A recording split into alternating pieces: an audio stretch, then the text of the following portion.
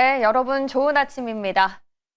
어제는 신기록, 신고가, 또 새 역사, 뭔가 새롭게 역사를 쓴 곳들이 많은 것 같습니다. 먼저 셧다운이죠. 미국 연방정부의 셧다운이 트럼프 대통령의 서명을 끝으로 공식 종료됐습니다. 지난달 1일부터 시작해서 무려 한 달 반을 넘기면서 역대 최장기간이라는 새로운 역사를 썼는데요.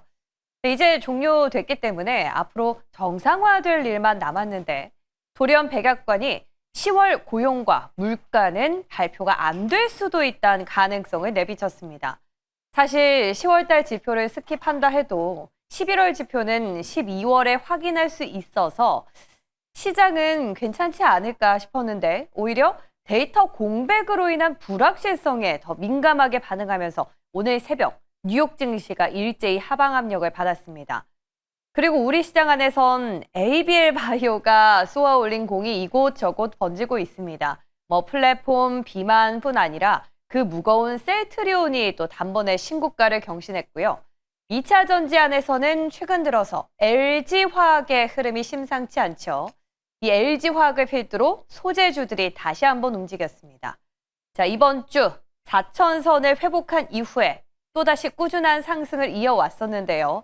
오늘 새벽엔 뉴욕 증시에서 불어온 차가운 바람이 또 심상치 않습니다. 과연 오늘까지도 유종의 미를 거두면서 마무리할 수 있을까요?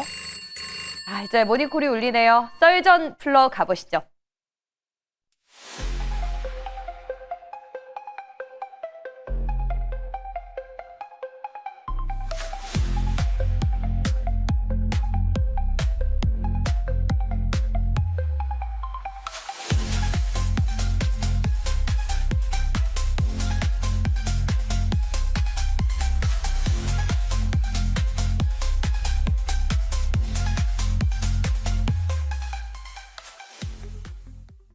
네, 금요일 아침입니다. 장전 썰전 IM증권 이화진 과장과 함께 풀어가겠습니다. 어서 오세요. 네, 안녕하세요. 네, 벌써 금요일이네요. 네. 과장님 주말에 뭐 하세요? 갑자기 기억이 안 나는데 집에 있을 것 같습니다. 집에, 네. 네. 푹 쉬시고 또 충전해서 저희 다음 주에 뵐게요. 자, 오늘 마지막 한 주의 거래일이기 때문에 잘 정리를 해봐야 될 텐데 일단 미국 분위기가 심상치 않아서 여기부터 체크하러 가보겠습니다. 역대 최장기간 셧다운이 종료되면서 어제 선물 시장 봤을 때는 흐름이 괜찮았거든요. 네. 근데 새벽에 갑자기 또 하방 압력을 크게 받았습니다. 데이터가 안 나올 수도 있다는 불확실성과 AI 고평가 논란이 다시 불거지면서 일제히 하방 압력을 받았는데요. 특히 필라델피아 반도체 지수가 4% 넘게 급락을 했습니다.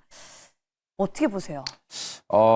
그동안 이제 셧다운 이제 진행 중이었을 때도 스티븐 마이런, 네. 이현준 이사도 마찬가지였고, 연준 이사만 사실 제외하고는 굉장히 보수적인 스탠스로 사실 12월 FOMC를 어느 정도 얘기를 했습니다. 그렇죠. 생각보다 이제 고용 데이터가 없다 보니까 막상 여기서 통화 정책에 대한 방향성을 결정 짓기에는 우리가 데이터가 너무 부족하다는 이제 그 이유가 계속 있었죠. 어차피 스티븐 마이런 이사 같은 경우야 이제 친 트럼프 성향이다 보니까 그분만 이제 금리 인하에 대한 기조를 좀 보여왔었고 이게 본격적으로 셧다운이 해소되다 보니 소매 판매 데이터나 물가 데이터나 고용 데이터에 대한 부분들이 실질적으로 10월 달 데이터도 그냥 건너뛸 가능성도 계속 얘기가 나오고 있죠. 그러다 보니까 파월 의장도 좀 더 이제 매파적으로 다시 한번 스탠스가 바뀌었던. 원래 이게 제스너 미팅에서는 살짝 이제 비둘기파적이었거든요. 맞아요. 그러면서 최근에 분위기가 좀 돌아섰던 부분들이 특히나 이제 달러에 대한 방향성이 특히 다시 한번 더 올라오게 되면서 그럼 금리 인하에 대한 그 시장에 대한 부담이 조금 작용하지 않았을까 생각을 하고 있고 결국 기술주도 이제 말씀을 하셨는데 어제 키옥시아가 이제 실적 발표를 했죠.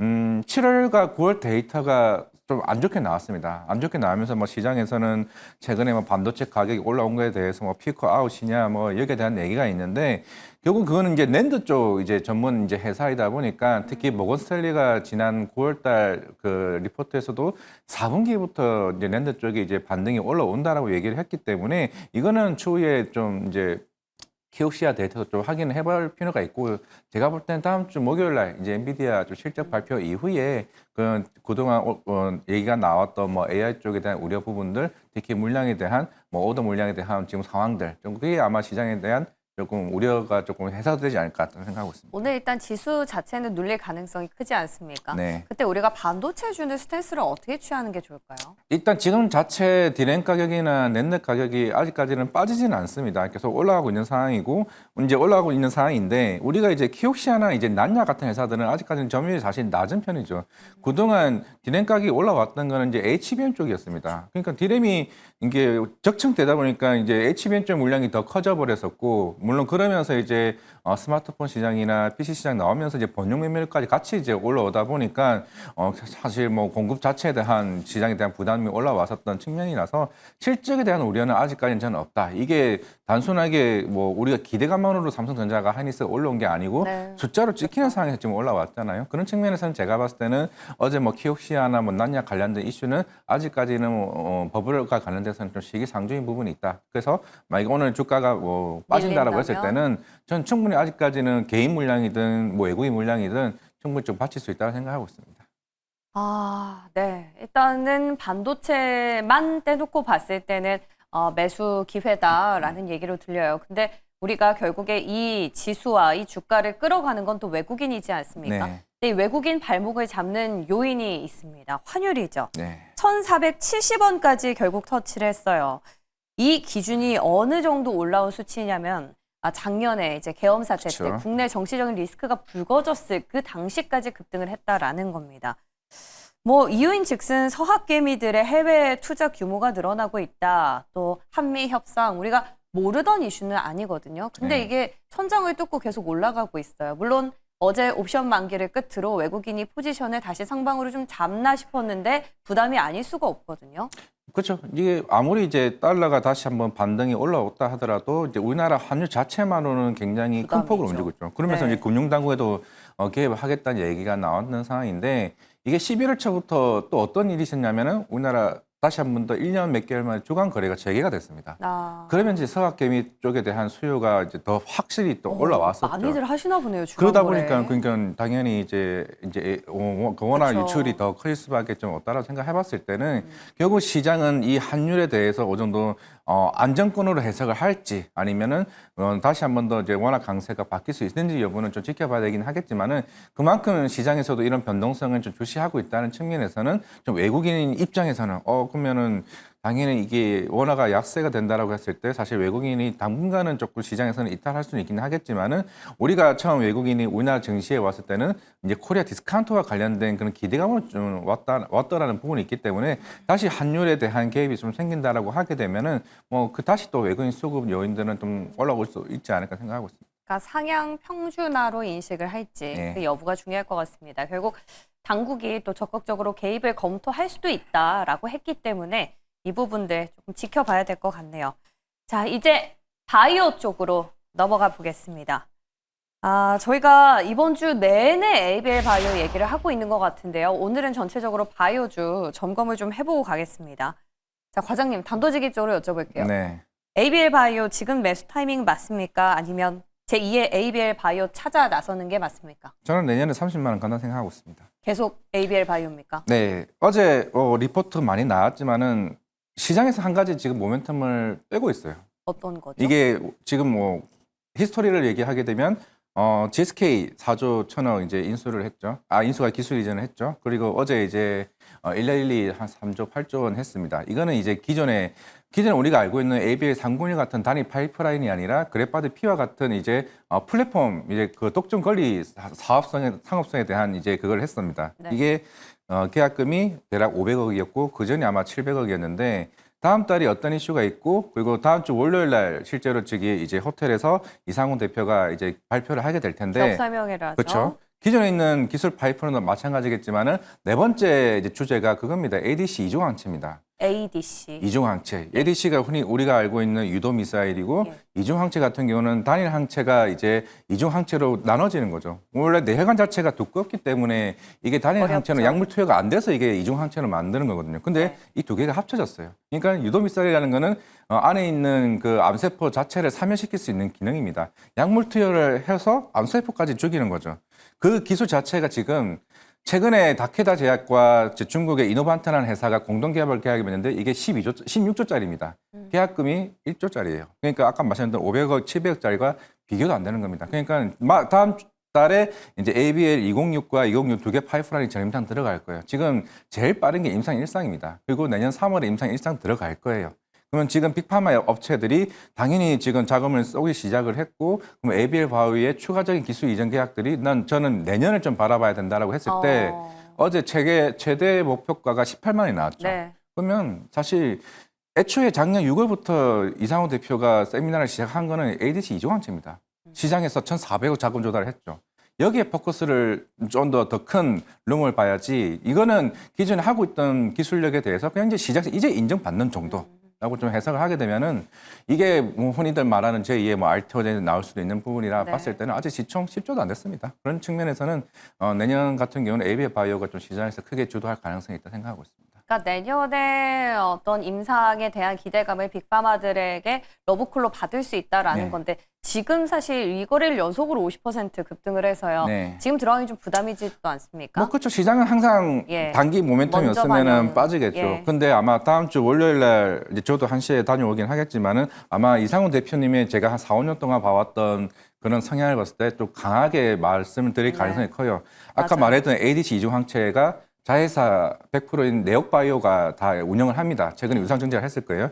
그게 내년 말쯤에 아마 대표님이 고민은 그거예요. 이거를 나스닥으로 상장할 가능성이 있습니다. 나스닥 상장하게 되었을 때 그 기업 가치에 대한 밸류가 충분히 올라갈 수 있는 모멘텀이 저는 있다라고 좀 보이고 있기 때문에 만약에 주가가 빠지게 되면 저는 ABL 바이오는 충분히 전 기회가 있다라고 좀 볼 수 있지 않을까 생각을 하고 있습니다. 지금 저희가 얘기를 나누고 있는 건 플랫폼 기업만입니다. 지금 바이오테크 3사의 핵심 기술 나오고 있는데요.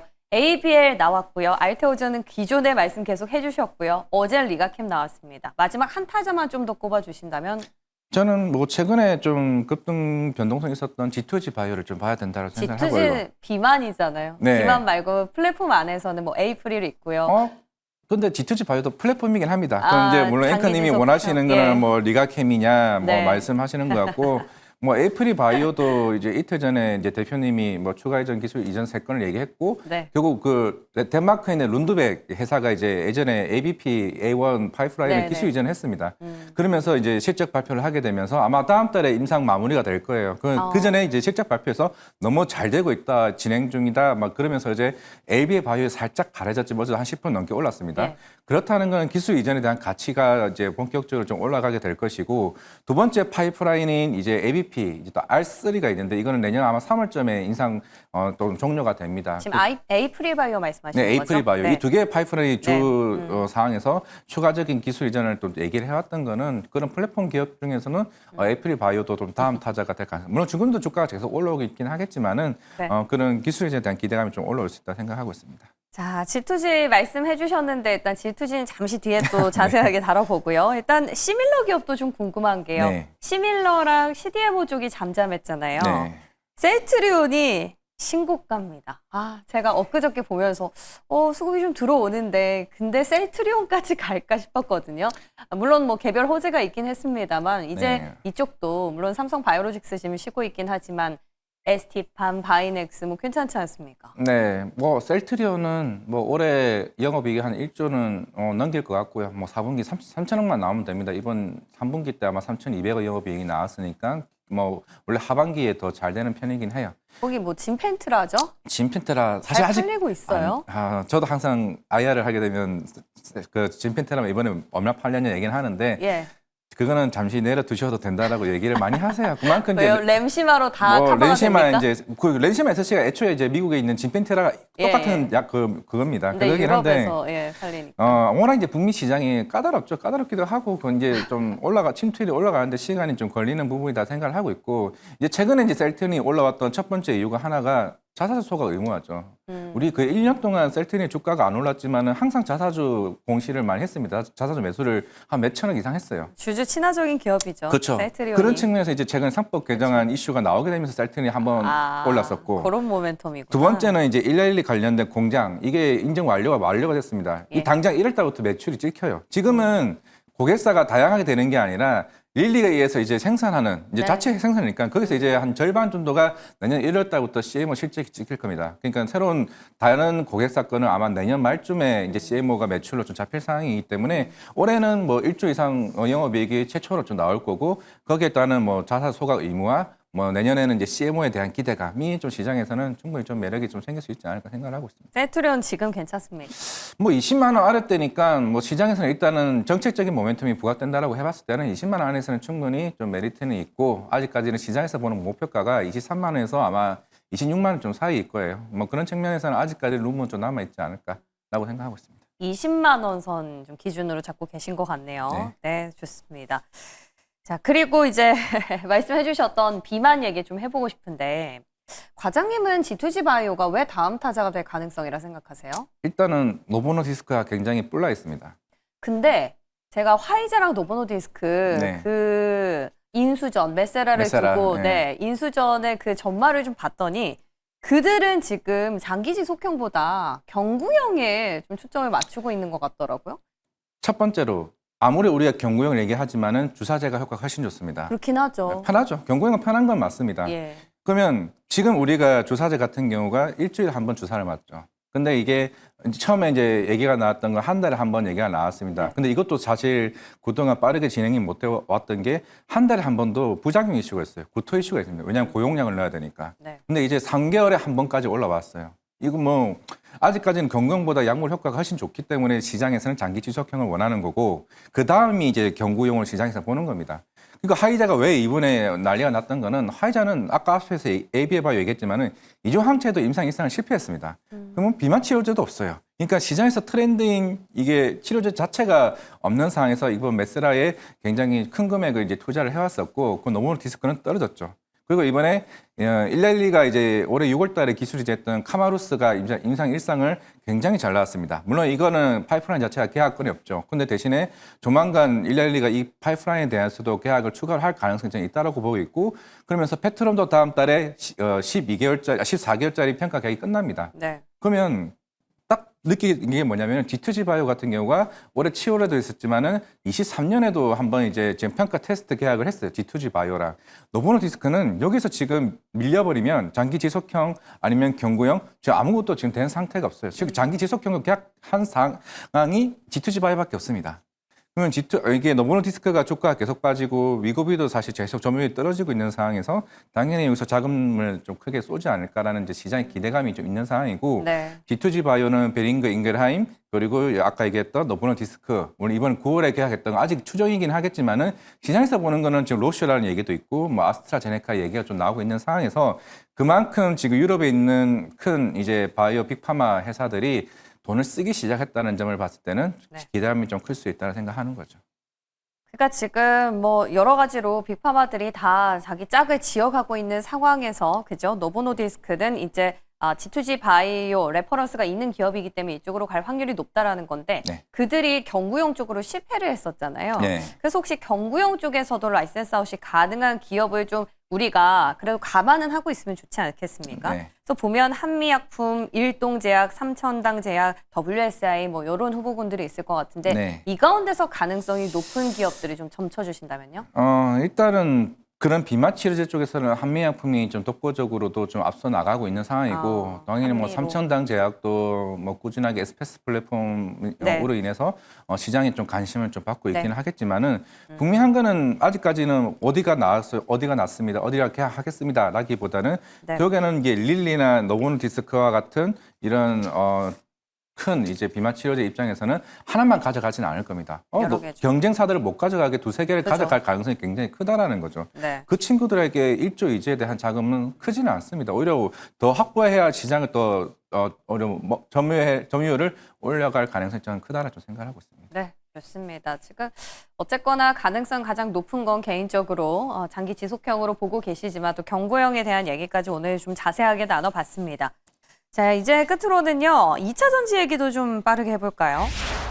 LG화학이 어제 오후 5시였나요? 양극재, 미국의 양극재 업체에 공급 계약을 했다라는 소식이 들려왔습니다. 저희가 그 전에는 포스코홀딩스가 또 리튬을 확보하기 위해서 뭐 1조 원이나 돈을 들여서 지금 호주 광산 채굴에 나섰다라는 소식도 전해졌는데요. 지금 양극재 수요가 이렇게나 많은 상황인가요? 결국 이게 양극재 자체가 우리가 전기차에만 들어가는 이제 소재로 이제 시장을 생각하지가 않죠. 네. 이제 2차 전지가 ESS 나. 워낙 최근에 탄탄하게 이게 주가가 버티고 있다 보니까 네. 2차 전지 전기차가 살아나기 시작했나? 이건 네. 아닙니다. 결국에는 이제 ESS 쪽으로 시장을 이제 보고 있는 거죠. 네. 뭐 LG 엔솔이나 삼성 SDI가 사실 전체적인 그 매출 비중에서 ESS 비중이 안 큽니다. 15%, 13%인데 시장에서는 내년에는 30%까지 비중이 올라간다는 거죠. 그렇죠. 그만큼 이제 전력에 대한 수요가 워낙 이제 많다 보니까 네. 거기서 올라오는 거고 LG화학도 최근에 파나소닉과 계약을 맺었던 걸로 기억을 하고 있습니다. 이게 미국인 테슬라의 항으로 들어가는 양극재죠. 네. 그러면서 양극재 가격이 최근에 거의 한 9만 위안 근처까지 올라왔습니다. 그만큼 이제 가격 자체가 다운이 안 되고 있다는 거는 좀 시장에서는 적어도 이 가격대 이상으로 움직이고 있다. 그러면 시장은 여기에 발맞춰서 이제 공장 증설이나 양산을 하는 거기 때문에 그럼 수익성 개선에 대한 그런 부분들이 좀 개선이 될 수 있다는 거죠. 그런 네. 측면에서는 네. 확실히 분위기는 좀 바뀌지 않았나 생각을 하고 있습니다. 그러면은 과장님은 2차 전지 관련해서는 캐즘 때문에 좀 보수적인 의견 주셨던 걸로 네. 기억하는데 ESS나 소재 쪽은 괜찮습니까? 그래서 사실 ESS가 수요가 올라오기 시작하고 실적이 어느 정도 커버가 되게 되면서 전기차 수요가 캐즘이 돌아올 수 있는 기간에 대한 좀 시간을 좀 벌어줬다라고 그쵸. 좀 개인적으로 좀 생각을 하고 있는 네. 상황이다 봤을 때는 일단 가동률이 올라가기 시작했죠. 북미 쪽에서. 그런 측면에서는 어떤 기업? 그러면 저는 LNF를 봐야 된다라고 생각을 하고 결국에, 있고. 예. 그거는 그렇죠. 그만큼 이제 미국에서 ESS 이제 LFP 관련된 그 양극재 캐파를 만들 수 있는 회사는 아직까지는 유일하게 LF밖에 없습니다.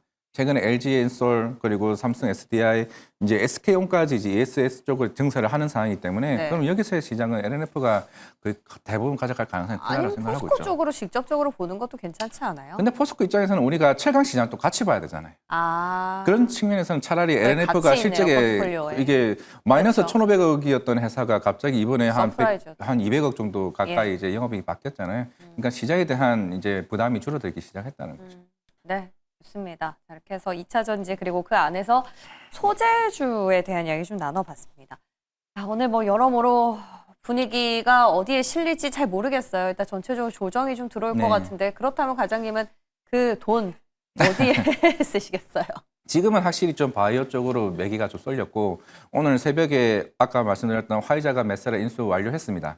본격적으로 빅파마 업체들이 돈을 쓰기 시작했다는 점을 우리는 고민을 해볼 필요가 있고 112도 마찬가지고 다음 달은 페트론 평가 계약이 끝나겠죠. 이제 다음 주 월요일 날 에비 바이오가 이제 시장에서 이제 기업 설명회를 할 텐데 페트론 되겠습니까? 될 가능성이 있죠. 스마트 대포 같은 경우도 그래요? 기술력이 충분히 있고 애초에 네. 6월달 카마루스가 기술이 됐을 때 한가 같습니다. 페트론이. 근데 주가 다시 올라왔죠. 그 이유가 이제 릴리에 대한 포지션을 이제 시장에서 새롭게 해석을 하는 거고 카마루스보다 이제 스마트 대포에 대한 이제 임상에 대한 기대감이 더 크다라고 봤을 때 얼마 계약이 나오느냐라고 이게 시장에서는 고민이 되게 될 테고 그러면은 뭐 아까 말씀드렸던 ABL 바이오도 다음 주 월요일에서 새로운 이제 시장에 대한 이제 뷰가 좀 뒤바뀔 가능성이 좀 있다고 생각하고 있고 아마 알티아전도 다음 달 이내에 새로운 좀 기술 이전이 나온다라고 하게 되면 지금은 반도체보다는 사실 바이오 쪽으로 매기가 이쪽으로 간 거는 확실한 건 맞다고 생각하고 있습니다. 네. 그래서 오늘 빠져도 오늘도 바이오를 네. 한번 기회로 삼아 보도록 하겠습니다. 도움 말씀 주신 이화진 과장이었습니다. 네, 고맙습니다. 감사합니다.